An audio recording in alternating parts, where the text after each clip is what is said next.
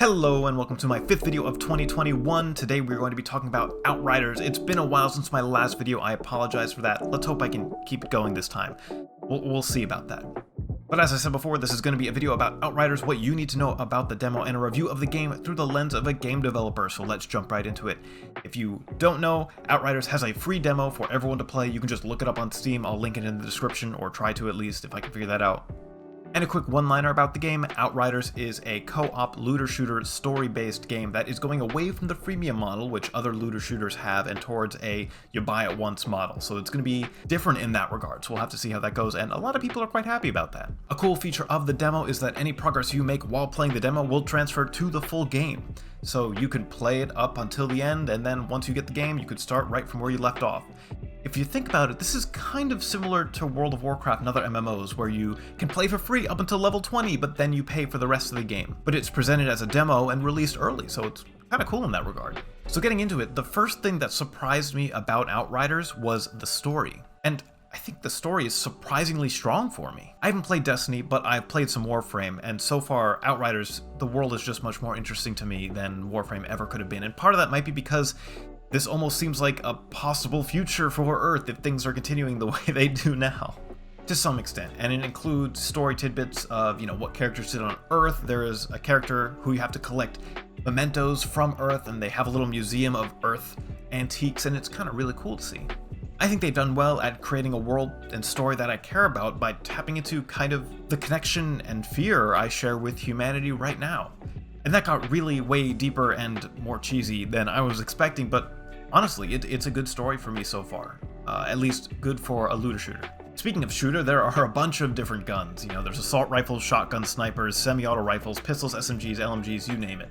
They've got a lot of stuff going on, and then all those guns have a bunch of different status effects they can apply. Bleed, AT, which is kind of a, burning dot, lifesteal, slows, a bunch of stuff as well. So the gunplay itself is really solid and really fun. A thing that I also really like is that they have stability, so not only do you have to worry about how accurate your gun is, different guns will kick different amounts depending on how they're balanced, so I think that's kind of a cool feature to include. On top of that, there are 4 different classes, each with 8 abilities to unlock. I'll go through them really quick if you're unfamiliar. We have the Devastator, who's the tank of the group, and enemies that are slain around you heal you, so you're incentivized to, be in the middle of combat, be around a bunch of enemies, and have your teammates clean up and get you as much health as you want.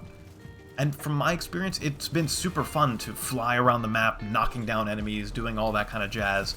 If you want to feel heavy and impactful, this is a character for you, and honestly, the Earth theming is perfect for this kind of character. Next is the Pyromancer, the General Flame Freak. They're good at dealing damage to groups of enemies and healing at the same time, as any enemies that have died after you've lit them on fire will give you health.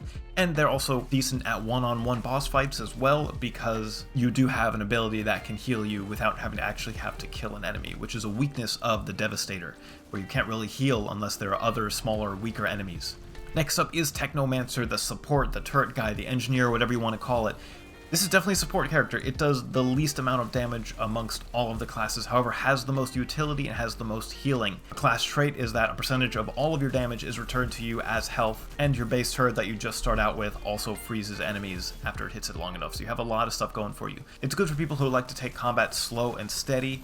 You're not a playmaker though, so if you want to sit back and deal damage from afar, then this is the class for you. And lastly is Trickster, probably the flashiest of the group. It's a hit-and-run assassin with space-time teleportation abilities.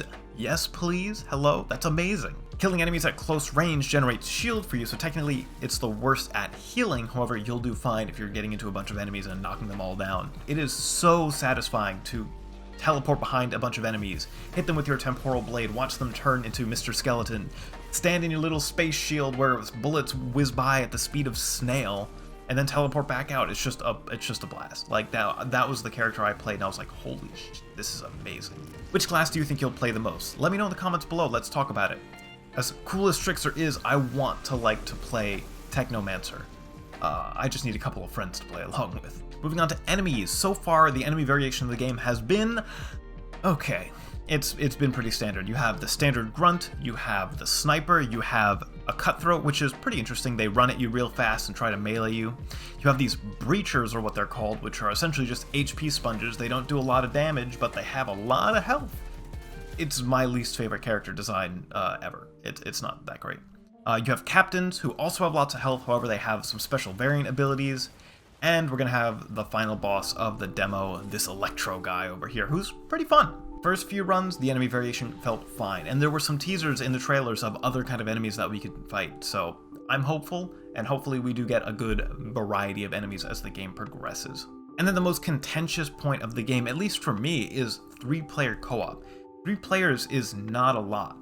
I know for a lot of people that might not be enough. If you have, 2 other friends and that's all you have and all you care about, then honestly it's perfect. I'm going to speak with some subjectivity here and say that's not something that I'm happy that this game has. On the pros for having 3, I do recognize that it's going to be easier to balance. The more players you have, the harder it is to balance, and the problems you see in balance become more pronounced with more players. And on top of that, there's going to be more variation, at least with 4 classes and 3 players per lobby. You're going to see a mix and match, as opposed to if there were 4 players and 4 classes, you just see the same 4 characters every single time you play. It's not the end of the world.